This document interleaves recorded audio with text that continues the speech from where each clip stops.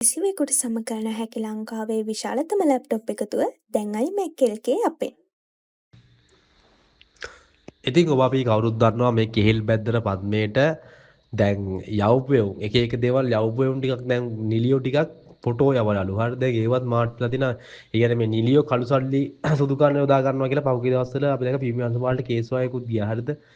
ඉතින් කොහොම හරි මුන් ඇවිල්ලා කියන මුතු ඩ්‍රයල් ඒ කියන්නේ මුන් ගැන කතා කරනවා නම් හොඳේ මේ නිලියෝ කියන උන් තාම මේකේ භාගයට භාගයක් පොත්ත පොඩ්ඩක් සුදු කරගෙන එහෙම මේ දෙයකට තුනකට රඟපාලා සල්ලි ගලවනවා එහෙම මෙන් අරුත්ගේ සල්ලවන මුගෙන් ගලවනවා සල්ලි ගලවන්න උපන් දෙයියෝ සෙට් එකක් ඉන්නේ.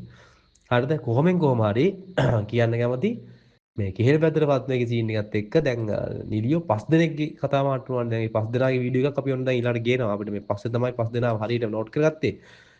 Facebook වල යද්දි ඉතින් දැන් පියුමියන්ස වාලි මේ ෆොටෝ යවලයි කියලා එහෙම කියනවා. චන්දිමාලේ යපු ෆොටෝ එක මොකක්ද කියන්නේ? චන්දිමාලයා වගේ එකෙක් මොන ෆොටෝ එක මොකේ ෆොටෝ එකක් යවන්නද? හරිද? ඒ කියන්නේ මොකේ ෆොටෝ එකක් යවන්නද? ඒ කියන්නේ කොයි ස්ථානයේ ෆොටෝ එකක් යවයිද කියලා ඔයාලට හිතේ මේ වීඩියෝ බලන කට්ටියට හිතා ගන්න පුළුවන්ද? ඒ චන්දිමාලයාත් ෆොටෝ යවලානේ ඌ මොන වගේ එකක් මේ යවලද යවන්න ඇතිද කියලා ඔයාලට එහෙම හිතා ගන්න පුළුවන්ද? එහෙම හිතන කෙනෙක් කමෙන්ට් එකක් දාන්නකෝ. මොන වගේ එකක් යවන්න නැද්ද කියලා. ඉතින් ඔබටත් මේ ගැන හිතන අදහස පහදින් දක්වන්න අමතක කරන්න එපා.